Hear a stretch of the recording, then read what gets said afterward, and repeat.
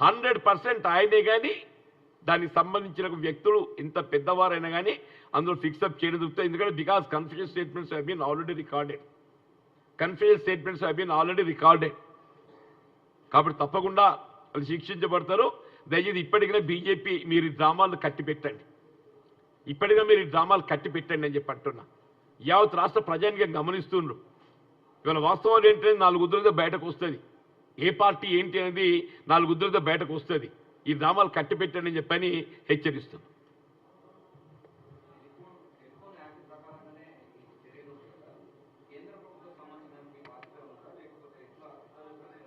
ఇప్పుడు కేంద్ర ప్రభుత్వానికి బాధ్యత లేదని మేము అనటం లేదు. వాళ్ళకైనా బాధ్యత వాళ్ళు చర్యలు తీసుకోండి, మేమైతే అడ్డుపోవటం లేదు కదా. సమగ్ర విచారణ సమర్థవంతంగా రాష్ట్ర ప్రభుత్వం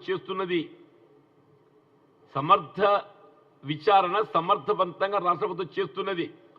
ఇవాళ ఏదైతే మీరు ఏ సిబిఐ విచారణ అని చెప్పని తెరపైకి తీసుకొచ్చే ప్రయత్నం చేస్తున్నారో వాళ్ళు కనీసం ఈ అంశాలు వెలుగులోకి వచ్చేంత వరకు దానిపై నోరెత్తలేదు, పల్లెత్తు దాని గురించి మాట్లాడలేదని చెప్పి అంటున్నా. ఈ అంశాన్ని తెరపై పట్టుకొచ్చింది రాష్ట్ర ప్రభుత్వము, రాష్ట్ర ప్రభుత్వ విచారణ అధికారులు, వాస్తవాలు వెలికి తీసింది రాష్ట్ర ప్రభుత్వ ఇన్వెస్టిగేటింగ్ ఏజెన్సీ అని చెప్పి అంటున్నారు. ఇది కేవలం కేసీఆర్ బెయిల్అవుట్ చేయడానికి నేరంకి వెళ్ళి వాళ్ళు ఎప్పటికీ ఈ అంశాలు పక్కదారి పట్టించే ప్రయత్నం చేస్తారే. ఇవాళ ఏమంటున్నా, జ్యుడిషియల్ ఎంక్వైరీ మించినటువంటి యొక్క పారదర్శకత, నిష్పక్షపాతంగా విచారణ చేపట్టేటువంటి ఏజెన్సీ ఇది లేదు.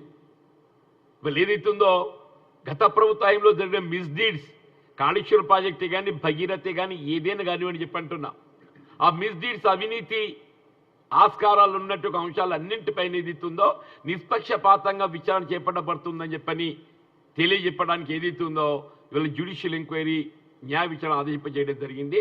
దానికి అనుగుణంగా ముందుకు పోతున్నాం. It's not far away. త్వరలో ఏదైతుందో వాస్తవాలు వెలికి రాబోతున్నాయి. సంబంధించిన బాధ్యులపై ఏదైతుందో మరి వాళ్ళు తప్పకుండా నేర ఆరోపణ ఎదుర్కోవాల్సి వస్తుంది.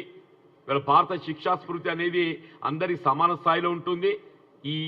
ఈ అవినీతి అవకతవకల బాధ్యులైనటువంటి వారందరూ కూడా వాళ్ళు ఎవరైనా కానీ గత ప్రభుత్వ హయాంలో బాధ్యత నిర్వర్తించిన ముఖ్యమంత్రి కేసీఆర్ గారితో సహా అందరూ కూడా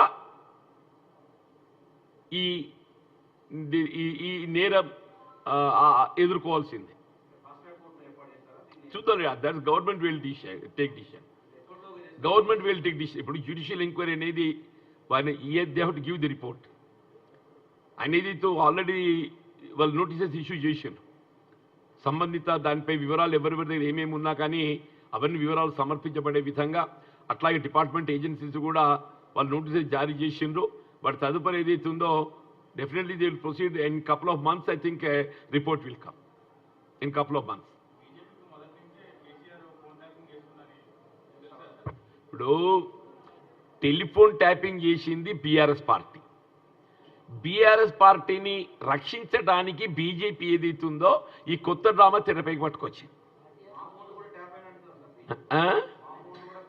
అవునాయన అవన్నీ బయటకు వస్తున్నాయి కదా. ఇప్పుడు అది నిన్న ఏం జరిగింది అనేది కాదు, వాళ్ళకు ఇవ్వాలి.